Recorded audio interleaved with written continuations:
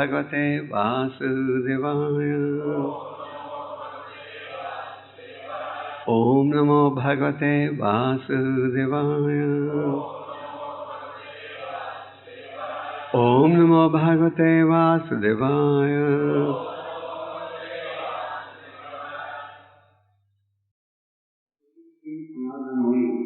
Very merciful.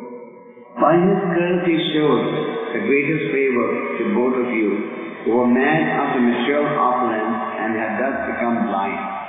Although you fell from the higher planet Svarga Loka and became trees, you were most favored by him. I knew of all these incidents from the very beginning. Purport by His Divine Grace, A.C. Bhakti Vinod Goswāmī Prabhupada. It is now confirmed for the supreme personality of Godhead that the curse of the devotee is also to be regarded as mercy. As Krishna, God, is all good, a Vaishnava is also all good. Whatever he does is good for everyone. This is explained in the following words. Om Jnana Tinandasya Jnananjana Shalakya Chakshram Militam Yena Tasmai Shri Gurave Namaha Shri Chaitanya Manobhistam Satatam Yena Bhutale Swayam Rupaka Ramayam Dadati Swapadantikam Vandeham Shri Guru Shri Yuta Shri Gurun Vaisnavanashtam Shri Rupam Saganjatam Sahagana Raghunatham Vitam Tam Sadevam Sarvetam Savadhutam Parijana Saikam Krishna Chaitanya Deva Shri Radha Krishna Pada Sahagana Lalita Shri Nita Dhana Samsta He Krishna Karuna Sindhu Dina Bandhu Jagatpate Gopeta Gopika Kanta Radha Kanta Namastate Sapta Kanchana Gaurani Ramaneshwari Rishabhanu Sute Devi Pranamami Hari Priya Jai Shri Krishna Chaitanya Prabhu Nityananda Shri Advaita Gadadhar Shiva Shri Gaur Bhaktivinoda Hare Krishna Hare Krishna Krishna Krishna Hare Jnata Mama Parai Vaitas Rashina Karunat Mana Yatri Madan Dhayor Vagibir Vibham Shod Graha Kritaha. So,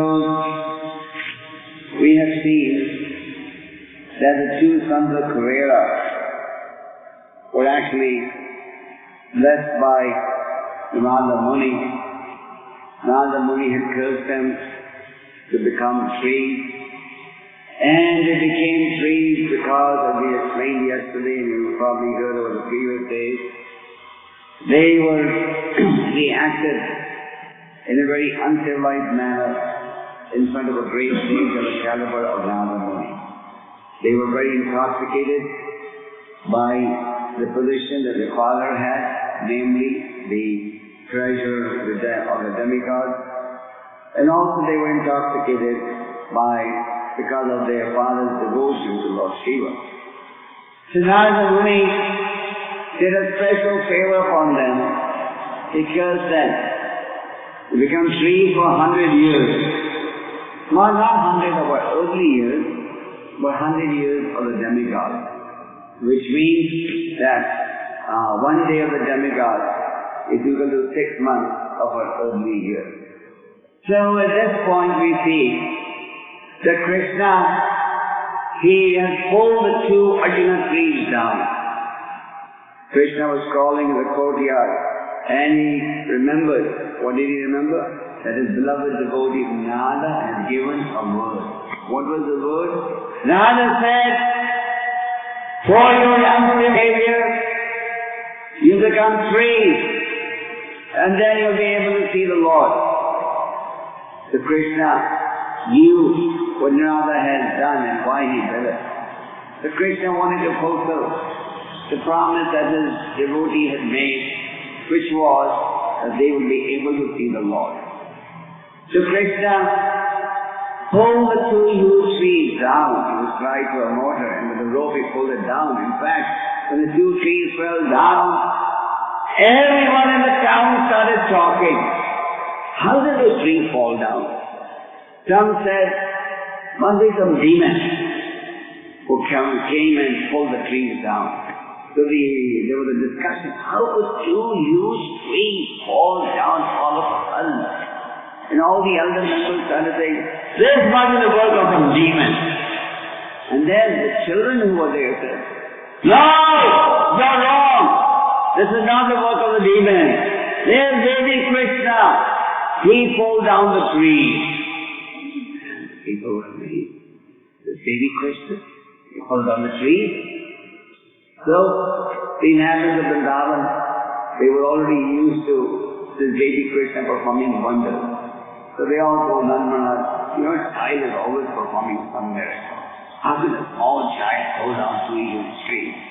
Anyway, when the two sons of Kuvera came out of the tree, they glorified the Supreme Personality of Godhead in choicest language, presenting His glorious attributes. So at this point in the Bhagavatam, the Lord has heard all the praises that were offered to Him by the sons of Kuvera, and the Lord is now responding that the sons of Kuvera had offered Him. So the Lord is saying that the Supreme Personality, Narada Muni, is very merciful. First of all, Narada is being addressed as a great saint. So Narada Muni is not an ordinary saint.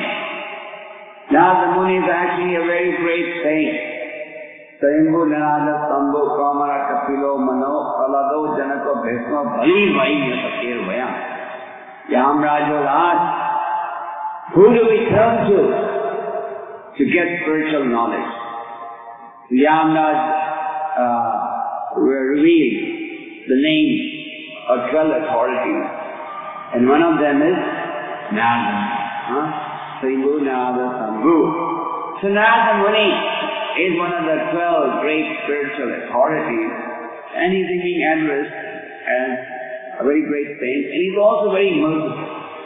So Prabhupada makes a point in the purport that a devotee of the Lord is very merciful. Just like after the Supreme Lord spoke to the sons of Kuvera, how merciful Narada Muni is, he further explained that you two are so fortunate that you had the opportunity to see the face of Narada Muni.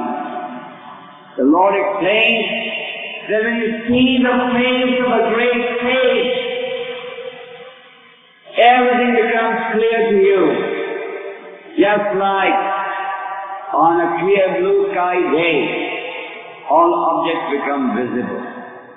So Krishna told the sons of Kuvera that you two are so fortunate that you had the opportunity to see the face of Narada Muni. And just by seeing the face of Narada Muni, everything becomes clear. So, by associating with the sage, by seeing the face of a sage, by hearing the teachings of a sage, one gets purified. Why do we put on tilak? One answer is, we put on tilak because we identify ourselves as devotees of Krishna by putting on tilak, isn't it? But when you put on tilak, you also make your face, hair, forehead, a powerful preaching tool. How people look at a face with tilak, they say, oh, here's a Hare Krishna devotee, isn't it? And if you were to walk on the street without a tilak, they would look at your face, but they would not be reminded of Krishna. Am I right? But if you have a tilak on and they look at you, they say, here's a Hare Krishna devotee. The moment they see your face, they remember Krishna.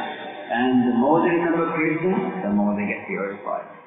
So, that is why even looking at the devotee's face, a Vaishnava's face, is so powerful and so purified. So, devotees of the Lord are actually very merciful. And Narada Muni is no ordinary devotee. In the purport, Prabhupada says that even the curse of a devotee is actually a blessing. Because the devotee is the eternal well-wisher of everyone. The devotee's only concern is how everyone can be positioned in service to the Lord.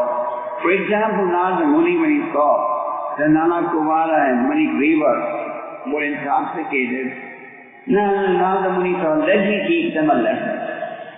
Let me teach, just like sometimes Prabhupada says, the child is sleeping. Then the father pinches the child. Why does he pinch the child? He pinches the child so that he may get up and take the medicine. So the child will complain initially, oh, my father is woken me up. He's pinching me. But the father is pinching the child so the child may get up and take the medicine so that he may get cured. So similarly, the devotee of the Lord, even when he curses with the vision that this person is some or the other come to Krishna consciousness and give up his nonsense activity. That is why a devotee is the eternal well-wisher of everyone. Thakur Bhakti Vinod in the Jeev Jago prayer has very nicely said, Ani bina bandhu nahe kya che tumhara. Except for me, you have no other friend. In society we all like to think that we have many friends. He is my well-wisher, he is my well-wisher, she is my well-wisher, etc. But actually, the only well-wisher is one who wants to guide us on the journey back to Godhead, or one who is telling you, give up your nonsense and surrender to the Lord. He is actually the only well-wisher. Those who do not tell you to give up your nonsense and surrender to Krishna are actually not your well-wisher. Thakur Bhakti Vinod makes this point very clear. So Narada Muni is a very, very powerful sage. He had a gift in his previous verse to have the association of stalwart devotee. His mother was very poor. She was an ordinary maid servant, and she was serving in the house of the great sages for 4 months in a year, in the rainy season.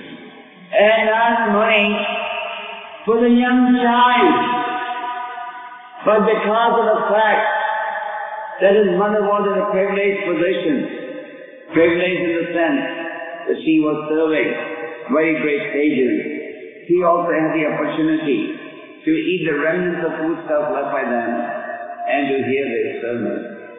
As a result of which, he developed great attachment to the Lord and he got fully absorbed in devotional service. And as Providence would have it, his mother, who was his only relationship, also died. And as a result, Narada Muni just went on traveling and became totally absorbed in the Lord. So in the next verse, he obtained his very exalted birth as Narada Muni. And in that birth, he received the transcendental Vedic knowledge and from Brahma, and Narada Muni was able to enliven so many countless number of devotees on the path of devotional service. So ultimately whatever Narada Muni does, he does it for the benefit of the person concerned. Just like Dhruva Maharaj. Dhruva Maharaj was determined to go and find God. But Narada Muni wanted to test it. So Narada Muni appeared on the scene and said, you're a young child. Why do you have to go to the forest? Don't be so serious. Your mother was just joking with you. But Dhruva said, if you want to help me to find God, I'll talk to you. But if you don't want to help me to find God, I don't want to have anything to do with you. So Narada Muni was ready in determination. And then Narada Muni said, okay, if you want to find God, do the following. Chant this mantra, Om Namo Bhagavate Vasudevaya. Make a form of the Lord. Make a form of the Lord with mud and water. And then meditate on that form of the Lord. And chant. Then you'll be able to find God. Then, on another occasion, Daksha. Daksha means one who is very expert in creating population. So Daksha was very expert in creating population. So Daksha had produced 10,000 sons. He was no ordinary man. 10,000 sons in one stroke. And Daksha, he desired that all these sons get married. Like in India, in most parts of the world, the parents always meditate when their children are going to get married. And if anyone talks about becoming a devotee or celibate, it's almost as if a miracle has taken place. You want to be a Brahmachari? You want to enter Grihastha ashram? You meet a lot of people in India who say, real ashram is Grihastha ashram. What is sannyasa ashram? It's so easy. But to learn Grihastha ashram is a challenge. So there are many people who hold that view. You met some people? I met a lot of people who say that. So Daksha, he produced 10,000 sons and he wanted them to enter the Grihastha ashram. But he knew one thing, that if they want to enter the Grihastha ashram, they must be spiritually trained as Brahmachari. Because if they do not have good spiritual training, then it will not be Grihastha ashram, but it will be Griha, maybe, no ashram. Ashram means when you are perfect your life and attain love of God. Then it will be a Griha, maybe life like cats and dogs. So Daksha decided, I must send my 10,000 sons for training. So Daksha sent his 10,000 sons to a special location called Narad. Just like you're in Toronto, you have the islands and you have beaches of the mature world where people go for, sense enjoyment. These days the beaches are being employed for sense enjoyment, not for self-realization. But in the early glorious days, the beaches were being applied for self-realization. So there was a spiritual breach called Narad, where the great sages used to go to practice meditation. Then Daksha told his 10,000 sons, very good boys, but before you enter the Grihastha ashram, go and perform tapasya, austerity. The environment in Narad was very conducive for performing austerity. So his 10,000 sons went over there. They were very obedient to the father, the sons of Daksha. So they started practicing austerities in Narad. Then Narada Muni showed up over there. Narada Muni showed up over there. He observed that these 10,000 boys are very sincere. And he knew that Daksha had a plan eventually to get the Narad into the Grihastha ashram. So Narada Muni, he started speaking to the 10,000 sons of Daksha. The glories of serving the Supreme Lord and the glories of serving the Supreme Lord and remaining celibate. So when the 10,000 sons of heard these teachings of Narada Muni, they said, yes, you are right. We should not enter the Grihastha ashram and go back to our father's palace. We will stay here only and continue to perform austerities. So, Daksha gradually heard this rumor that my sons have decided not to come back. He was getting very angry. And later on it got confirmed, yes, that rumor is a fact, that the sons are not coming back. So he was very, very angry at Narada Muni. But then Lord Brahma came and said, don't worry, let the 10,000 sons stay where they are. He did produce more sons. So then Daksha produced 1,000 more sons. And again, when he produced the second batch of 1,000 sons, his desire was the same, then he entered Grihastha ashram. So, but before entering the Grihastha ashram, Daksha wanted him trained in spiritual life. That is Daksha's credit. Even though he lost 10,000 sons because he had sent them for spiritual training, he did not deviate from the truth. So he sent the second batch of 1,000 sons also to Narad to practice meditation, austerity. So Narada Muni found out that the second batch of 1,000 sons have also come with the same purpose. So Narada Muni came over there. He started observing the 1,000 sons. And he saw that they were as sincere as their older brothers. So then Narada Muni started preaching to them by pointing out their bodily relationship with their elder brother. See, Narada Muni is so expert in preaching. Preaching means time and circumstances. You have to use your intelligence. He pointed out how this batch of sadhus were as sincere as their older brothers. And then by Narada Muni's association, the younger brothers also decided, yes, we should not go back home. We will just stay where we are, practice austerities and stay celibate. So, Daksha, we found out that now the second batch of husbands and sons are not coming home. So Daksha was very angry. When he came in front of Narada Muni, he said, "You rascal!" Just like the present day program of Sarva accusers. He said, you read the Bhagavatam, literally it says, "You rascal! You think you are saintly, but you are not saintly. I am saintly. You are a rogue." He started accusing him. Actually, if you read Daksha's accusation of Narada Muni, you get reminded of the present day Śrīla's accusation of devotees. Exactly almost the same. Maybe the Śrīlas have read the Bhagavatam, so repeat the lines that Daksha said.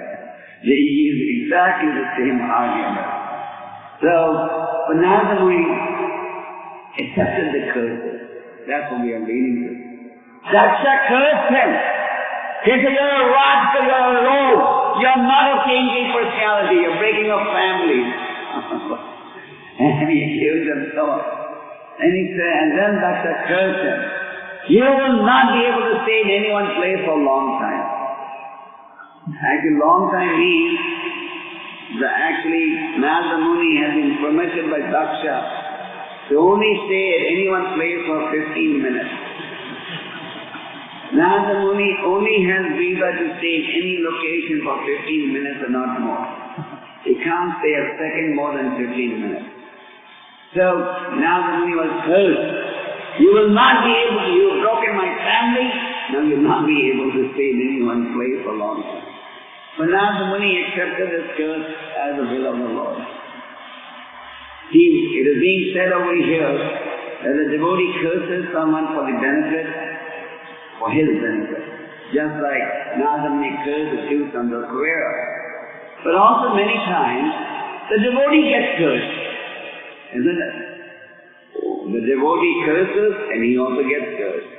Now in this situation, we are giving the example, so Narada Muni got cursed. Narada Muni got cursed by Daksha. But he accepted that as the will of the Lord.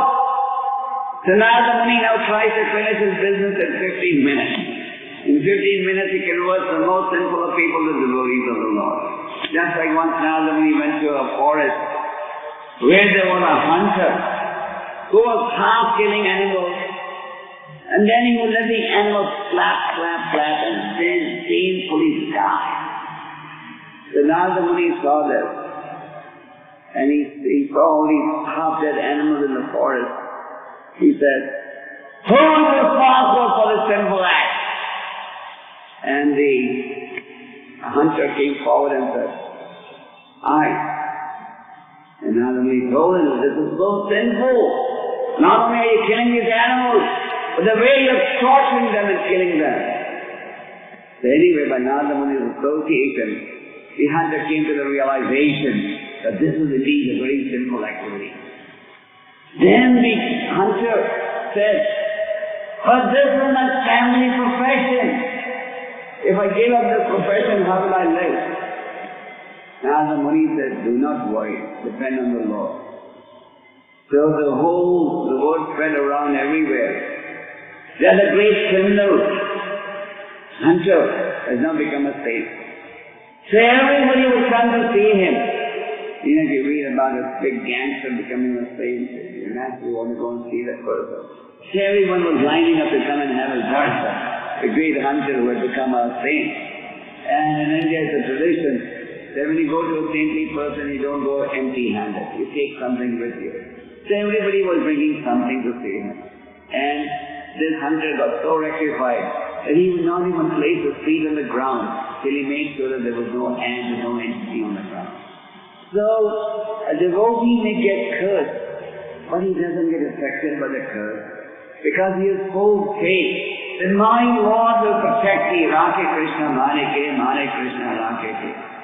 Just like, here's the example of another great stalwart devotee, King Parikshit. He was killed by this boy called Śrīla. Hare Baba. You know that. He was cursed by this boy called Śrīla. Śrīla was the son of a Brahmana. And Maharaj Parikshit was a Raj Rishi. Not just a Raja, but a Raj Rishi. What is a Raj Rishi? Raj Rishi means one who is Raja and Rishi. What does a Rishi mean? A saint. He was a king and a saint. So when he was in the forest, he felt thirsty. He walked into the hermit of a yoga, of a Brahmin sage who was in meditation. But he wasn't received properly. He wasn't even offered some water. Even if an enemy comes to your house, you should receive him very warmly. That is the verdict of the Bhagavatam, 5th canto. Even if your enemy comes to your house, you must receive him with prasad, sweet words, and a place to sit. That is Vedic etiquette. But here was a king who came, and he wasn't even offered water or a place to sit. So he got angry. He found a dead snake outside, offered it as a garland, and left in anger. The son saw what had happened to his father. He said, "You did do this to my father? Who do you think you are? You will die in 7 days." Now, if King Parikshit wanted, he could easily have counteracted this curse. Very easy. It was child's play for him. Who knows the meaning of the word Parikshit?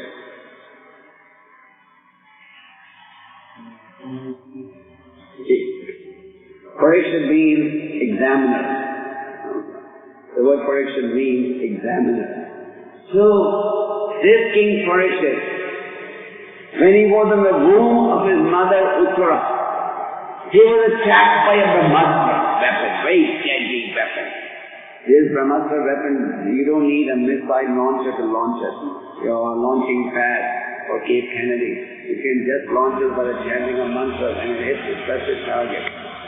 So when the Brahmachari came and Parikshit was in the womb of his mother, then his mother prayed, "My dear Lord, I may die, but please save the child in my embryo.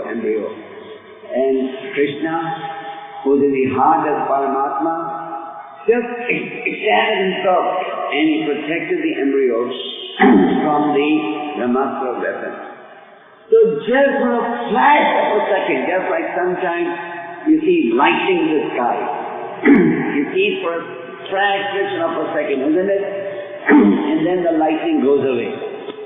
So just for a flash of a second, Parikshit, who was in the womb of his mother, saw the personality of Godhead, because he came to protect Parikshit from the Brahmachari of Aswatthama. So, after the Lord had withdrawn, the Lord came to protect Parikshit and he went away. So when Parikshit came out of the mother's womb, every man that he saw, every woman that he saw, he would look at their face and see, does this person look like what I saw in my mother's womb? You understand? Are you following what I'm saying? So everyone that Parikshit would see, he would try and compare it to that form of the Lord that he saw in his heart, to see if Krishna is there. So that is why Parikshit means examiner. Everyone that he saw, he was examining. Does this man look like Krishna? Is this Krishna? He was fully absorbed in love of God. Say, Parikshit wanted, he could easily have counteract her, but he did not counteract her. He said, if this is the will of the Lord, that I be cursed, if it is the will of the Lord that I depart from this planet, and let me accept this curse enthusiastically, willingly. And he took this curse as an opportunity to retire from worldly affairs, and he prepared for his departure in a very glorious manner. So, the curse of a devotee or the curse upon a devotee are both accepted by the devotee. enthusiastic. So a devotee is always merciful. Now this doesn't mean after hearing this talk, we get into the habit of, I curse you, you curse me. Prabhu, you're not going to do this service for me, I'm going to curse you. He said, good, just curse me. And another devotee said, okay, curse me. I curse you, you curse me. No, we should stop playing this game of cursing and being cursed. This is cursing only when it's of people of the magnitude of Narada Muni. You have to get to that stage. You have to get to that stage and have that vision. Then you can get into cursing and counter-cursing. But not in this present position. But the point is that the devotee is a well-wisher of everyone. He's all merciful and the well-wisher of everyone. This is why a devotee is, a Vaishnava is Paradukha Dukhi. Paradukha Dukhi. When he sees that somebody else is in distress, he also becomes distressed. When he sees that somebody else is trying to make material endeavors to have so-called sense enjoyment, the devotee also becomes very concerned about it. That is, a Vaishnava is all merciful. So by true association, after all, how did the sons of Kuvera get saved? They got saved how? Who knows? By the association of Naradmuni. Therefore the Vedic scriptures say, Sadhu Sangha, Sadhu Sangha, Sarva Shastra Kaya. Lava Matra, Sadhu Sangha, Sarva Siddhi Aya. Lava Matra. You know what is Lava Matra? Lava Matra is 1/14 of 1 second. 1/11. Yeah, sorry, 1/11. 1/11 of 1 second. Yes, most watches can't even time that. 1/11 of 1 second. So even if you have devotee association for 1/11 of 1 second, your whole life can change. We saw that in the life and teaching of Śrīla Prabhupada. Śrīla Prabhupada was traveling around the world, meeting people just for 1 or 2 minutes, and their lives changed.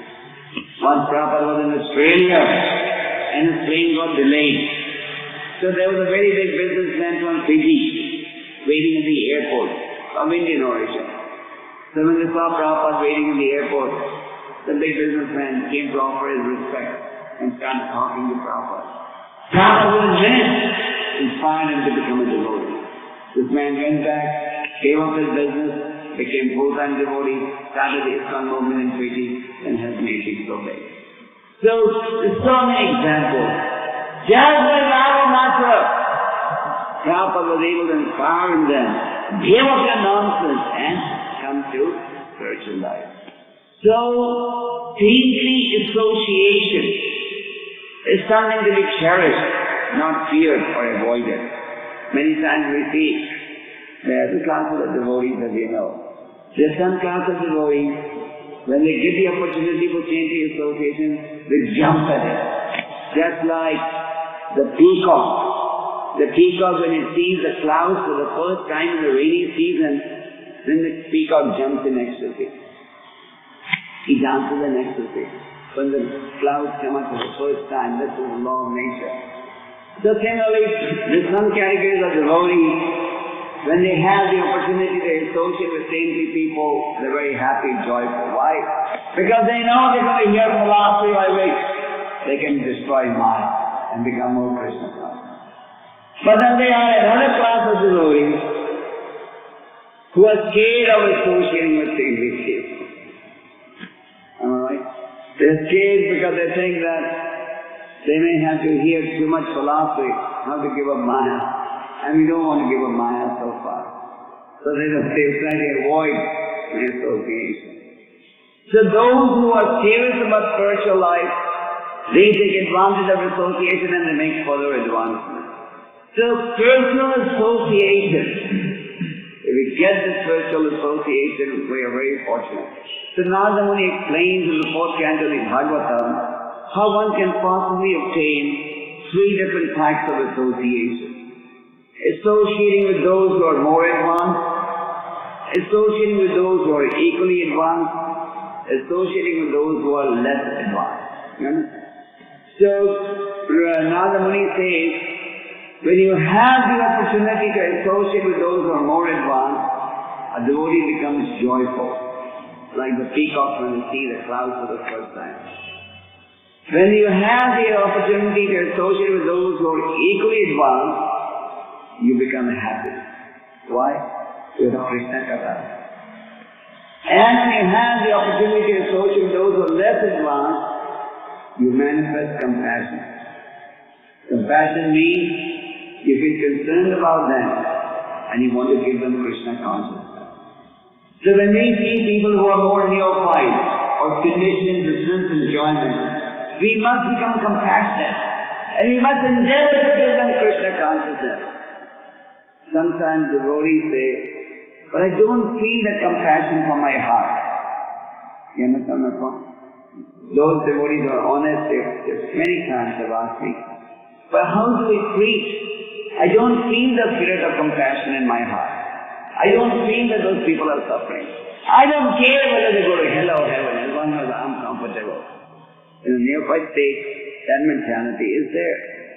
So, how do you display compassion when internally you don't feel that compassion? You understand? Just like you tell devotees, go and preach, go and do book distribution.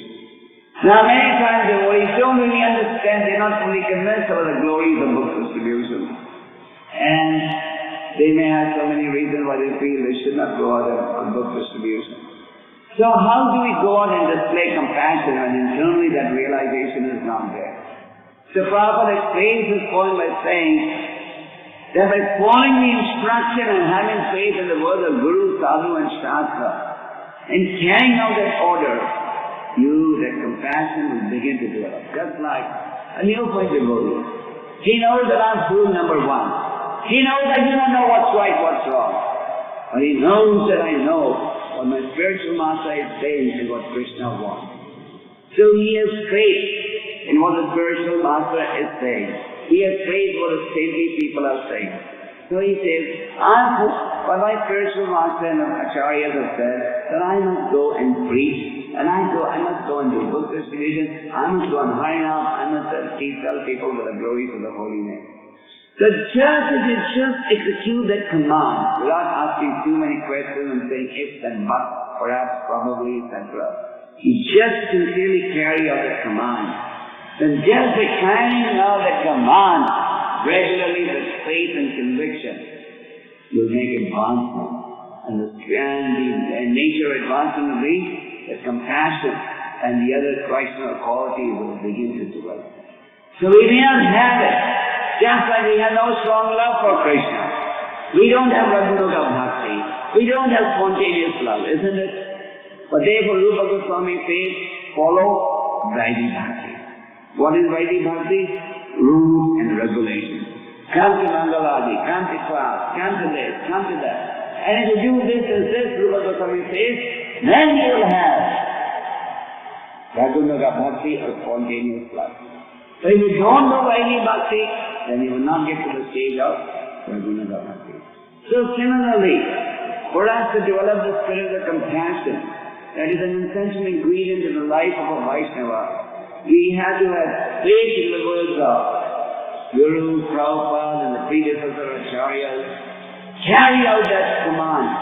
And by carrying out that command, you will make spiritual advancement and develop the necessary qualities by which you will further be able to display compassion.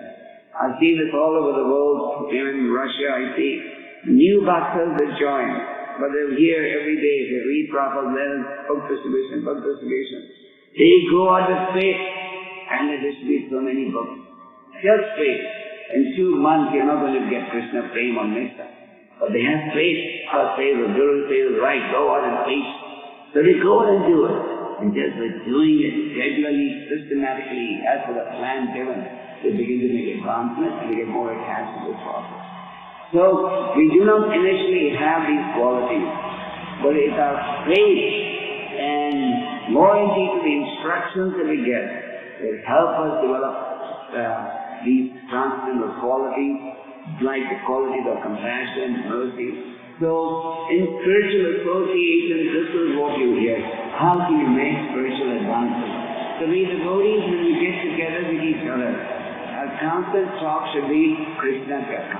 And we should constantly asking from each other, how are we progressing on the journey back to Godhead? Just like King Daksha, the father of Lord Ram. Anybody would come to his palace, he would ask. These days when you meet someone, what do you say? How are you? Very well, thank you. Standard conversation all over the world. Doesn't matter whether you speak Russian, English, Hindi, Chinese, whatever. But King Daksha would say, what is progress on the journey back to Godhead?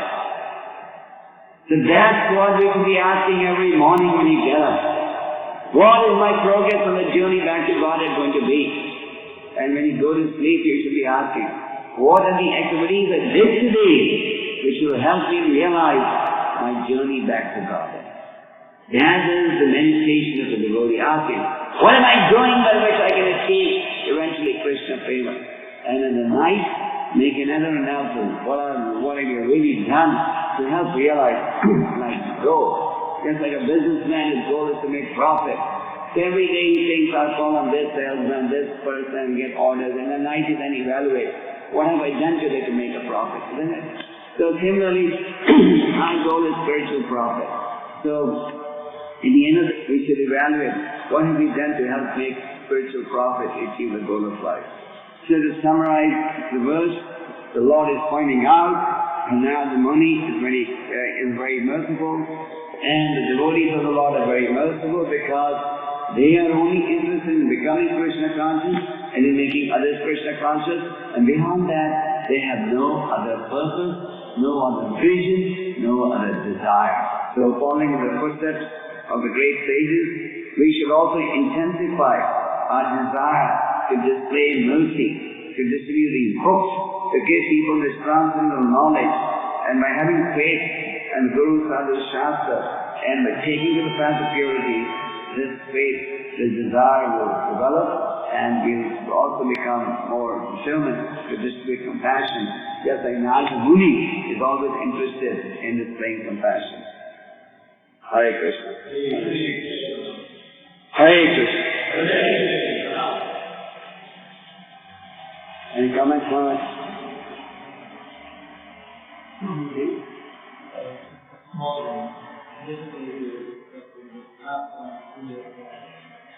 Naradmuni and Daksha, Śrīla, in order for it to come in and people from Yeah, okay.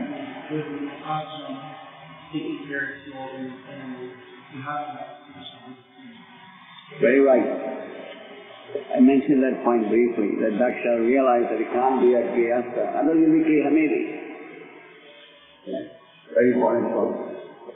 Yes? And you said that Daksha was not there, you are still devotee?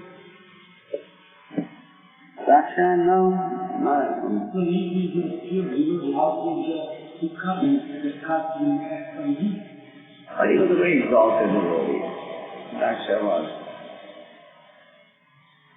I mean, Daksha was not like our conditioned soul of 20th century.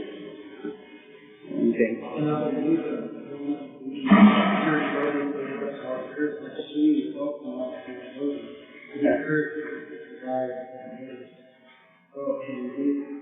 The Brahmanas are more powerful. Just like King Vena got cursed. King Vena was a demoniac king. The Brahmanas did not have to get him assassinated. They just chanted certain mantras and he died. These is to kill you, to assassinate. But the Brahmanas just chanted certain mantras and King Vena died. Those days, he doesn't have to be still devotee, when he was just constantly on the next one. That's like Grihastha. Huh? That's an incentive. Yeah. But that's a belief that because they have the power to kill him, you're a devotee. Yeah. That's because you can curse them, somebody might not black on that one. Yeah. And there are good visuals, it doesn't mean they're still safe. These days, This age, we don't curse. We just display compassion. Just like, I'll give you an example. Just like when Jagai Madai attacked Lord Nityananda. You know that story, no? Anyway, Jagai Madai attacked Lord Nityananda, so he was bleeding. So Lord Chaitanya came with the Sudarshan Chakra, ready to kill these two drunken brothers. Lord Nityananda said, no! You can't, please. In this age, you don't use the weapon. He said, you don't use the weapon. And then by seeing Lord Nityananda's tolerance, humility, Jagai Madai were drunken brothers. They were complete drunken. Actually, they were born in Brahmanical families, but then they fell in bad association. Just like you see in India today, Brahmins.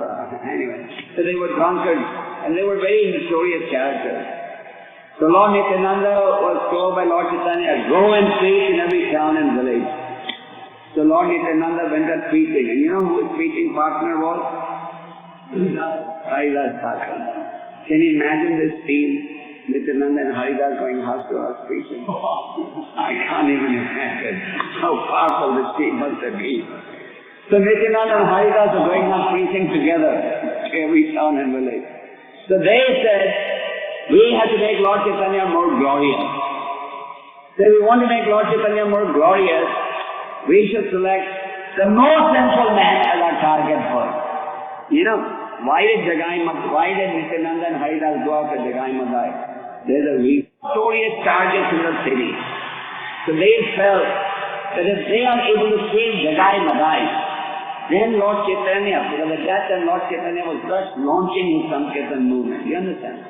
And Lord Chaitanya had just given this command to everyone, go and preach. So they wanted to convince this most notorious character of Lord Chaitanya's message. And then they felt it would be easier for the others to take. So that's why they were going every day to Jagai Madai. So Lord Nityananda stopped Lord Chaitanya from using the Sudarshan Chakra. And Jagai Madai saw, here we are! We've taken blood out of this man! And he's still begging us, please stand, please. Nityananda said, I don't mind if blood comes from my forehead, but you please stand. And then Jagai and Madai heard this. Then Jagai began to stand. And slowly then, they became great devotees and they got initiated by Lord Chaitanya. And the names were Jagannath and Madhava. So, we have to practice that tolerance as Lord Nityananda practiced. Then in preaching you'll be successful. I think it's a cultural problem that we were cursed also by the parents in this country. Yes. Prabhupada said, the parents said, well, there's a curse, Prabhupada. But so, Prabhupada was so powerful like Narada Muni, he was on speech.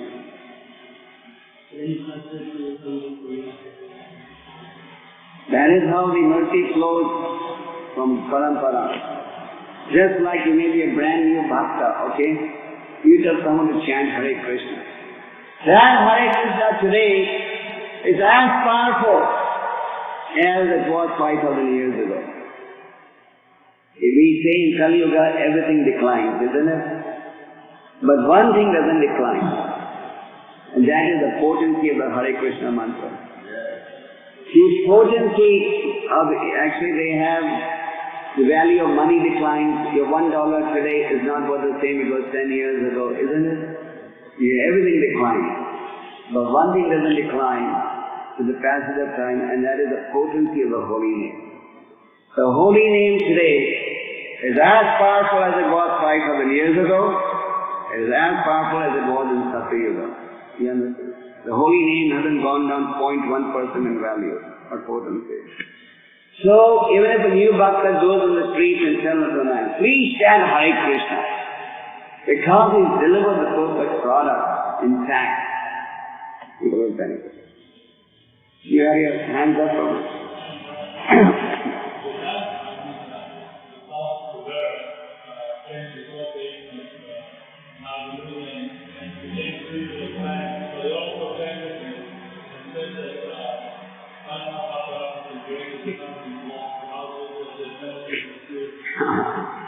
See, extraordinary mercy of a devotee. We offended him, but still we got saved. I remember an incident in Canada. This was in Montreal in 1968 June. We had gone to a high school engagement in a Christian school. At that time, Prabhupada had stayed in Montreal for 3 months. Prabhupada was thinking of making Montreal the world headquarters at that time. So we had gone to a Christian school engagement, and so Prabhupada finished the lecture, So after Prabhupada finished the lecture, he would always say, any questions asked? So there was a Bengali man in the audience. He's not a relative of ours, just from the same person. His name was Mr. Mukherjee. So he used to come to the temple every day, almost every day, and talk to Prabhupada. But that day, he decided to insult Prabhupada. He started criticizing Prabhupada in public. He said, why are you coming and preaching this message to the Christian countries? The program was in a Christian school. And in the audience there were students and Christian nuns and priests, So he started saying, why are you coming and preaching this Vedic Dharma in these Christian countries? Let them chant the names of Jesus Christ. Why do you want them to chant the names of Hare Krishna? He started insulting Prabhupada very badly. So the devotees were very angry, but Prabhupada was completely cool and undisturbed. So anyway, this incident took place in June or July of 1968. So then in August, when Prabhupada was preparing to leave Montreal, he called me and said, Gopāl, go and call Mrigari. So I said, Prabhupada, why do you want to see him? He insulted you so badly, why do you want to call? Prabhupada was so humble. He said, I must have done something to him in my last life for which he took revenge. So he insisted that I call him. So then I went to his house and called him. So Prabhupada saw that Mukherjee before he left Montreal, and he kept his hand on his head and blessed him before me. So you may say, here Prabhupada was insulted in public. So a great sage, even when he's insulted, he doesn't get offended. Krishna may get offended, but he doesn't. Just like Amrish Maharaj, Narada Muni insulted him. Krishna did not tolerate it. But Amrish Maharaj, he forgave him in 1 second. So we saw, but this doesn't mean that we misuse the compassionate nature of a great sage and say, okay, I'm going to insult you now. You better be merciful upon me, okay? Then that will be the 7th offense, committing sins on the strength of chanting. You understand? So we have to be careful. But if someone does offend the Vaishnava, that is how we test our tolerances. A devotee must practice tolerance at 2 levels, internal and external. Internal tolerance for a devotee is tolerating the disturbance of the mind and the senses. The mind and the senses are always pulling, let's go to the bars, let's go for sense enjoyment. With that you should tolerate. Vasha vega, manasa koda vega, jiva vegam, sadara sasta vega. Then there is external tolerance. It may be very hot, it may be very cold, but you still have to do your duty and go and preach. You may be insulted, you may be honored. Someone may say, come on, you're fool number 1. So just say, yes, I am fool number 1. Please bless me so I can become wiser. Rather than telling him, I'm fool number 1, you're a greater fool than I am. So you don't do tip for chat. You just say, okay, please, buddy. So being humble and tolerant, eventually you'll be a victor and not a loser. Krishna says in the Bhagavad Gita, one who does good, my friend, is never overcome by evil. So we have to practice tolerance internally and externally. Then you will make spiritual advance. Right, this was Titikshva appears again and again in the scriptures. Titikshva means tolerance. Okay? Okay, so thank you very much. I'm going to get ready to